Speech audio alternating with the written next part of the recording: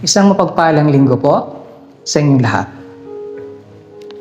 Ngayon po ay nasa ikatlong linggo tayo ng Adviento. Himayin po natin ang salita ng Diyos sa ngalan ng Ama at ng Anak at ng Espiritu Santo. Ang keyword po natin ngayong linggo ay ang salitang rejoice, magalak. Ang salitang ito sa Latin po ay gaudete.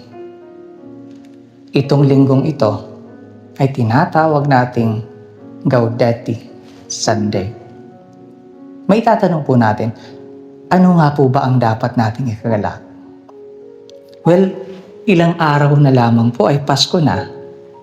Inaalala po natin ang papalapit ng pagdating ng Panginoon.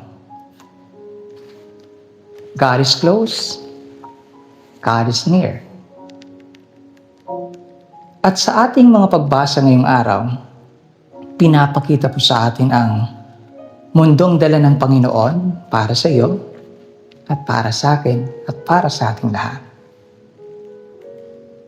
Sabi sa aklat ni Propeta Isaías at sa ating ebanghelyo, sabi ni Jesus din, na mamumulat ang mata ng mga bulag, mabubuksan ang tenga ng mga bingi,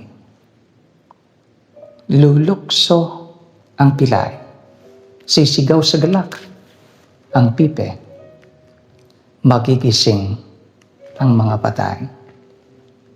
Sa madaling salita po, ang mundong dala ng Panginoon para sa atin ay isang mundo ng katubusan.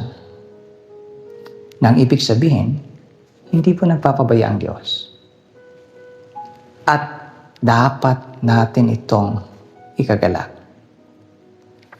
Sa ating gospel, si Juan Bautista, while waiting for Jesus, for the Messiah, ay nakakulong po. Ngunit hindi po ito naging hadlang sa kanya. Inutusan niya ang isang disipulo na tanungin si Jesus kung siya nga po ang Mesiyas. Ganon din naman po sa ating paghihintay sa Panginoon. Alam pong pwedeng maraming maging hadlang sa ating paghihintay sa Diyos.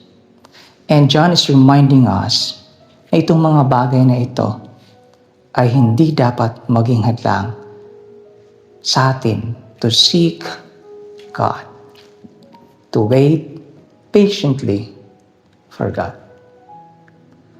And so ngayong linggo, ang ating mga pagbasa ay tinatawag po tayong maghintay sa Diyos patiently. Sabi ni St. Paul, wait patiently. Ayon naman kay St. John, wait actively. And wait joyfully. As we say, halina, Panginoon, upang kami matubos. Ako po si Father Bani. Nawa ang linggo niyong ito ay mapuno po ng kagalakan. Sa ngalan ng Ama at ng Anak at ng Espiritu Santo.